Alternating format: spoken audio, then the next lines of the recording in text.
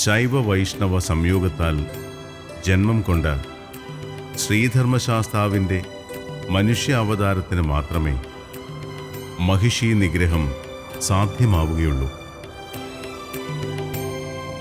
അങ്ങയുടെ ആജ്ഞ നിറവേറ്റാനായി നാം സദാ സന്നദ്ധനാണ് പിതാശ്രീ. നാം എന്താണ് ചെയ്യേണ്ടതെന്ന് അരുളിയാലും. മഹിഷി നിഗ്രഹത്തിനായി സമയം അടുത്തു വരുന്നു പുത്ര. പന്തള മന്നന്റെ പുത്രനായി മണികണ്ഠകുമാരനായി 12 സംവത്സരം നീ ഭൂമിയിൽ ജീവിക്കേണ്ടതാണ്.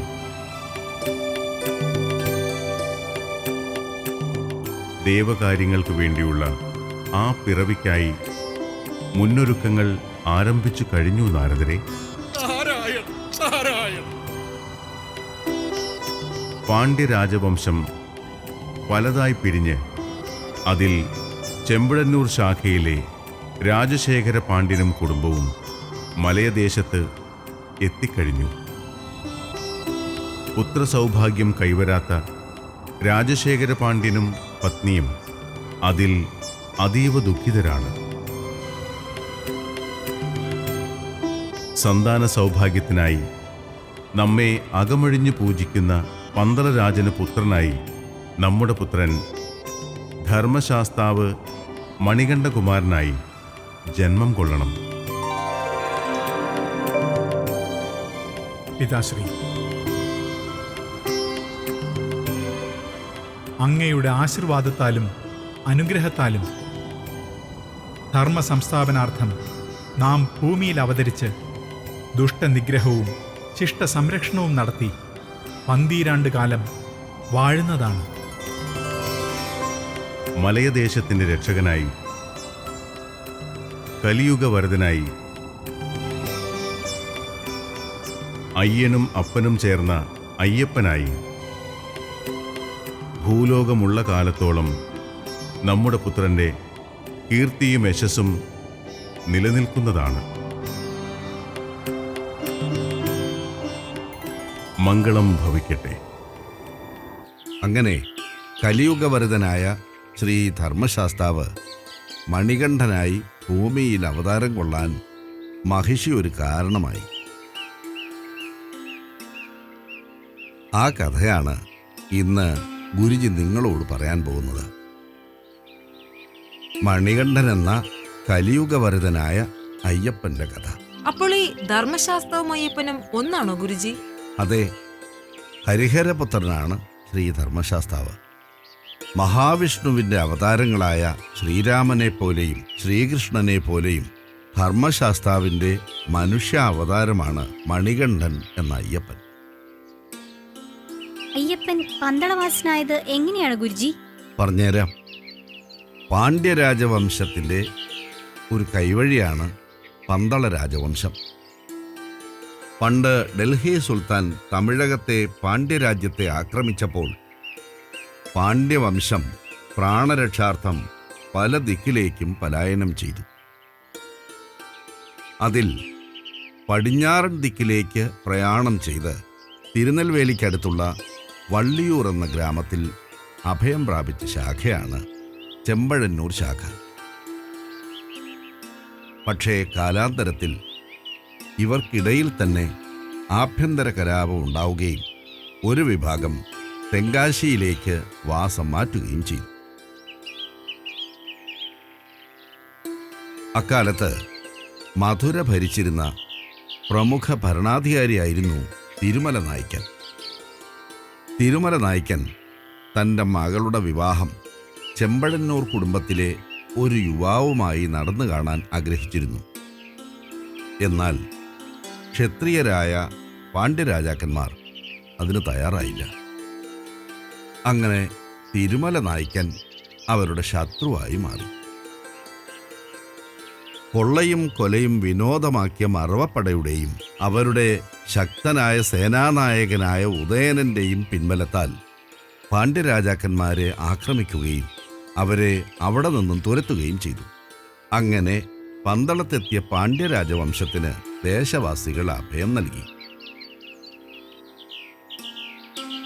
ഗുരുജി, ഈ പന്തളം എന്ന ദേശത്തിന്റെ നാമം പണ്ടും അത് തന്നെയായിരുന്നോ? പാണ്ഡ്യവംശജർ വസിച്ചിരുന്ന പാണ്ഡ്യളം എന്ന നാമമാണ് പിന്നീട് ഇവിടെ പന്തളം എന്നറിയപ്പെട്ടത് എന്ന് പറയപ്പെടുന്നു. കൂടാതെ 5 ദേശങ്ങൾ ചേർന്ന രാജ്യമായതിനാൽ പഞ്ചദളം എന്ന പേര് വരികയും അത് ലോപിച്ച് പന്തളമായി മാറുകയും ചെയ്തു എന്നൊരു കേട്ടുകേൾവിയുണ്ട്. പന്തളദേശത്തെ നാട്ടുകാർ തുടർച്ചയായി ഉദയനന്റെ കീഴിലുള്ള കൊള്ളക്കാരുടെ ആക്രമണങ്ങൾക്ക് ഇരയായി സഹികെട്ട് കഴിയുകയായിരുന്നു. അപ്പോഴാണ് രാജശേഖര പാണ്ഡ്യനും സംഘവും പന്തളത്തെത്തുന്നത്. അവർക്ക് അഭയം നൽകിയ നാട്ടുകാർ കൊള്ളക്കാരെ ഭയന്ന് കഴിയുകയാണെന്ന് മനസ്സിലാക്കിയ രാജശേഖരൻ തൻ്റെ ധൈര്യവും യുദ്ധനൈപുണ്യവും നേതൃത്വ പാഠവും കൊണ്ട് കൊള്ളക്കാരെ ആക്രമിച്ച് കീഴ്പ്പെടുത്തി. അതിൽ സന്തുഷ്ടരായ നാട്ടുകാർ അദ്ദേഹത്തെ പന്തളം രാജാവായി അഭിഷേകം ചെയ്തു. ഭരണതന്ത്രജ്ഞനായ അദ്ദേഹം രാജ്യം വിസ്തൃതപ്പെടുത്തുന്നതിനു വേണ്ടി പലരിൽ നിന്നും വസ്തുക്കൾ വിലയ്ക്ക് വാങ്ങുകയും ദാനമായി സ്വീകരിക്കുകയും ചെയ്തു. രാജശേഖര പാണ്ഡ്യൻ ഒരു തികഞ്ഞ ശിവഭക്തനായിരുന്നു. റാണിയോ വിഷ്ണുഭക്തയും. അദ്ദേഹത്തിൻ്റെ ഭരണകാലം പന്തളം രാജ്യത്തിൻ്റെ സുവർണ കാലഘട്ടമായിരുന്നു. രാജ്യം സമ്പൽ സമൃദ്ധമാവുകയും ജനങ്ങൾ സന്തോഷത്തോടെയും സംതൃപ്തിയോടെയും വാഴുകയും ചെയ്തു.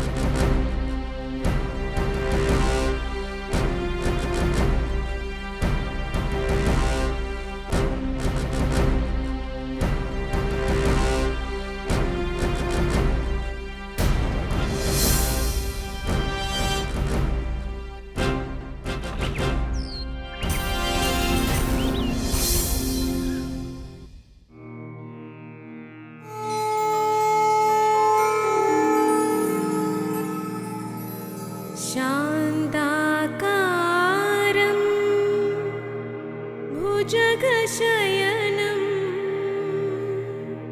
पद्मनाभं सुरेशं विश्वाधारं गगनसदृशं मेघवर्णं शुभाङ्गम् लक्ष्मीकान्तं कमलनयनं योगिभिर्ध्यानगम्यं वन्दे विष्णुं भवभयहरं सर्वलोकैकनाथम्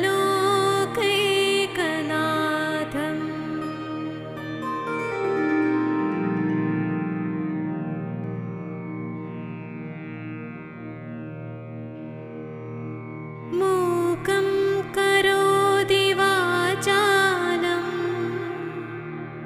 पङ्गुं लङ्घयते गिरिं यत्कृपातमहं वन्दे परमानन्दमाधवम्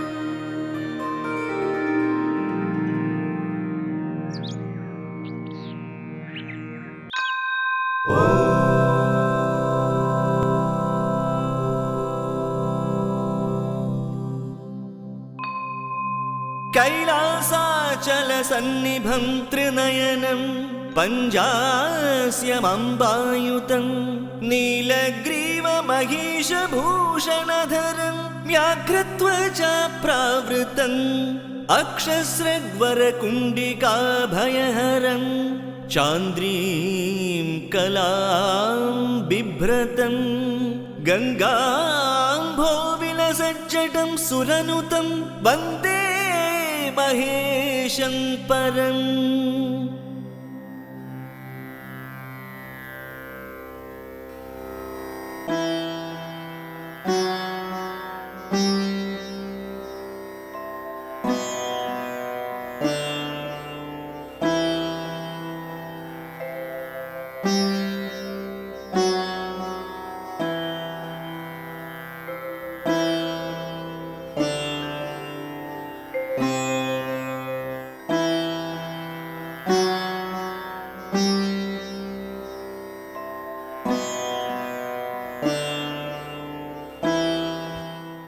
തിരുമനസ് കാണണമെന്ന് അറിയിച്ചിരുന്നു. എന്താണെന്ന് കൽപ്പിച്ചരുളിയാലും. മന്ത്രി, ചില രാജ്യകാര്യങ്ങൾ ചർച്ച ചെയ്തതിനു വേണ്ടിയാണ് നാം താങ്കളെ വിളിപ്പിച്ചത്. വിഷ്ണു മഹേശ അനുഗ്രഹത്താൽ ഇന്ന് നാമും നമ്മുടെ നാടും കീർത്തി നേടിയിരിക്കുന്നു. എന്നാലും ദേശവിസ്തൃതി വർദ്ധിപ്പിക്കേണ്ടതും സമ്പൽ സമൃദ്ധി മെച്ചപ്പെടുത്തേണ്ടതും ഏറെ അത്യാവശ്യമായിരിക്കുന്നു. എന്താണ് മന്ത്രിയുടെ അഭിപ്രായം? തീർച്ചയായും ജനസാന്ദ്രത വർദ്ധിക്കും തോറും രാജ്യവിസ്തൃതിയും വർദ്ധിക്കണം. പൊന്നും വിലക്കെടുത്താണെങ്കിലും കുറെ അധികം ഭൂമി നമ്മൾ സ്വന്തമാക്കണം. അങ്ങയുടെ ഭരണത്തിൽ ജനങ്ങളേറെ സന്തുഷ്ടരാണ്. അതുകൊണ്ട് തീർച്ചയായും ജനങ്ങളുടെ സഹകരണവും ഏറെ ഉണ്ടാവും. പക്ഷേ ഒരു കാര്യം നമ്മെ വല്ലാതെ അലട്ടുന്നു. നമുക്ക് ശേഷം ഒരു അനന്തരാവകാശി ഇല്ലല്ലോ എന്നുള്ള ദുഃഖം.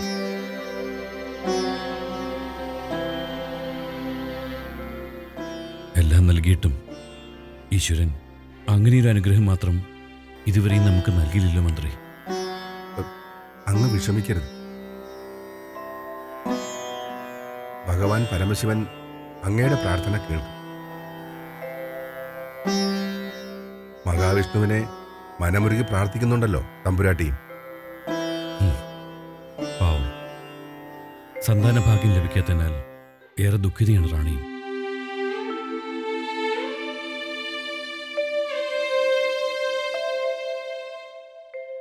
പ്രണാമം തിരുമനസേ. പ്രണാമം. തിരുമനസിനെ മുഖം കാണിക്കാൻ ജാലവിദ്യയിൽ മഹാകേമനായ കൈപ്പുഴത്തമ്പൻ കാത്തു നിൽക്കുന്നു. എന്ത്? കൈപ്പുഴ തമ്പാനോ? ഏറെ കേട്ടിരിക്കുന്നു നാമം. നന്നായി. അദ്ദേഹത്തിന്റെ ആഗമനം ഉചിതമായ സമയത്ത് തന്നെ. സംഘർഷാത്മകമായി നമ്മുടെ മനസ്സിന് ഒരാശ്വാസം തന്നെയാകും കൈപ്പുഴ തമ്പാനും അദ്ദേഹത്തിന്റെ ജാലവിദ്യകളും. റാണിക്കും സന്തോഷമാകും. മന്ത്രി, ഓ, തമ്പാനെ സ്വീകരിക്കാൻ വേണ്ട ഏർപ്പാടുകൾ ചെയ്യുക. കൽപ്പന പോലെ.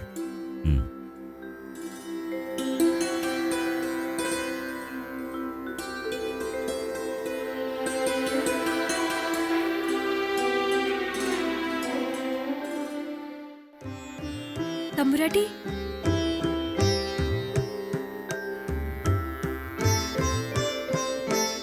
എന്താ കമലം?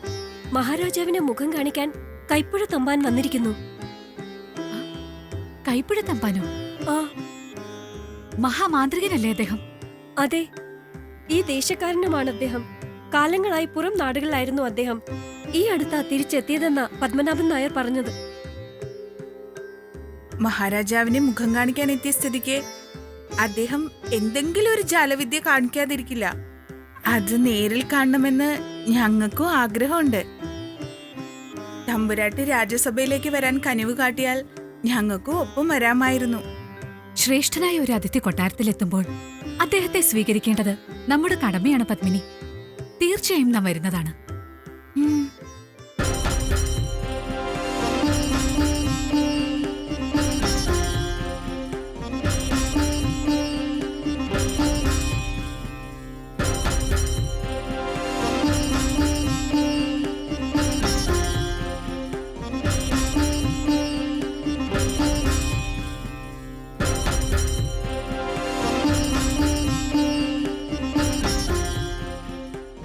പ്രണാമം മഹാരാജൻ. പ്രണാമം.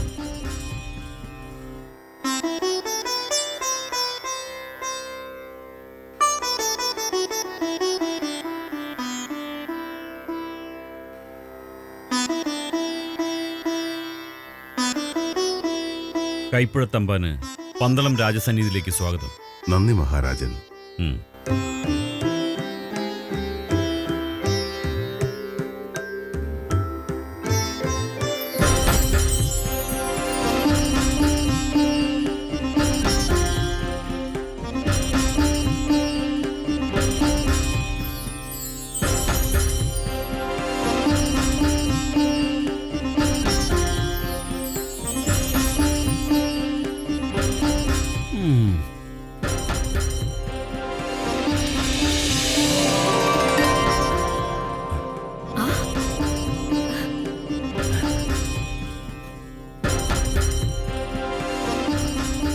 സ്വീകരിച്ചാലും രാജൻ. ഇത് റാണിക്ക്.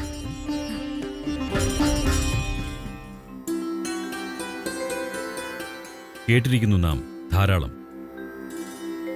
കാണാൻ ഏറെ കൊതിച്ചിട്ടുമുണ്ട്. കണ്ടപ്പോഴോ നനച്ചതിലും കേമനാണെന്ന് ബോധ്യപ്പെടുകയും ചെയ്തിരിക്കുന്നു. നാമും കേട്ടിരിക്കുന്നു അങ്ങയെക്കുറിച്ച് ഏറെ. പാണ്ഡ്യരാജ്യത്തു നിന്നും പന്തളത്തെത്തിയ രാജകേസരിയെക്കുറിച്ച്. അപ്പോഴേ ഒന്ന് വന്ന് കാണണമെന്ന് തോന്നിയതാണ്. തരപ്പെട്ടത് ഇപ്പോഴാണ്.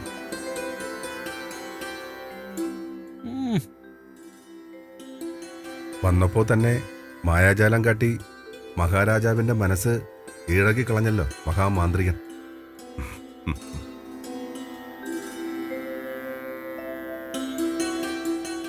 മായാജാലം മാന്ത്രികമല്ല, മനസ്സിന്റെ ഏകാഗ്രതയും കൈയടക്കവുമാണ്.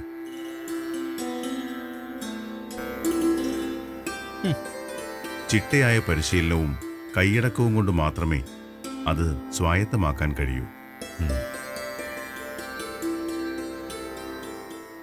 കൈയെത്തുന്നിടത്ത് കണ്ണും കണ്ണെത്തുന്നിടത്ത് മനസ്സും എത്തിയില്ലെങ്കിൽ ചിലപ്പോൾ വലിയ അപകടങ്ങൾ തന്നെ സംഭവിച്ചേക്കാം.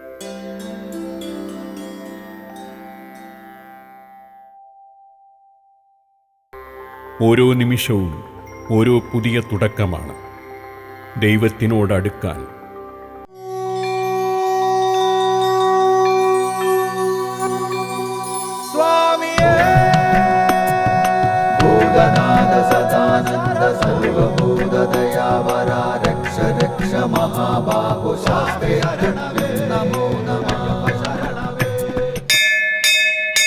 ലോകവീരം മഹാപൂജ്യം സർവരക്ഷാകരം വിഭും പാർവതി ഹൃദയാനന്ദോ ശാസ്താരം പ്രണമാമ്യഹം.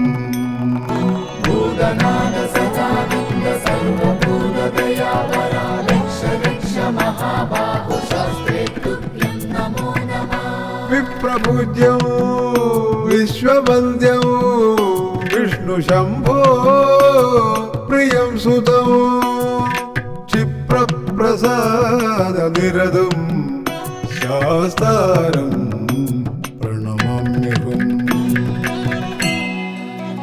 മത്തമാതംഗഗമനം കാരുണ്യാമൃതപൂരിതം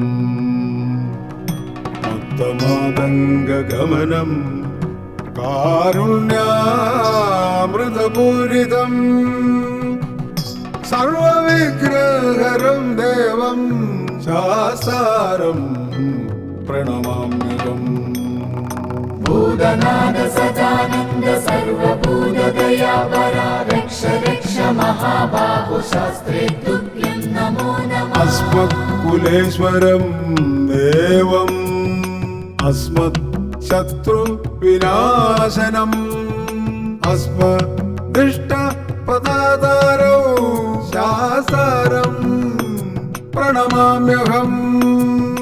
പാണ്ഡേശവം ശതിലകം കേരളേ കേളി വിഗ്രഹം ആർത്തത്രാണവരം ദേവം ശാസ്താരം പ്രണമാമ്യഹം ഹരിവരാസനം സ്വാമി വിശ്വമോഹനം ഹരിതീശ്വരം സ്വാമി ആരാധ്യ പാദുകം ഹരിവിമർദ്ദനം സ്വാമി നിത്യനർത്തനം ഹരിഹരാത്മജം സ്വാമി ദേവമാശ്രയേ പഞ്ചാത്രീശ്വരമംഗളം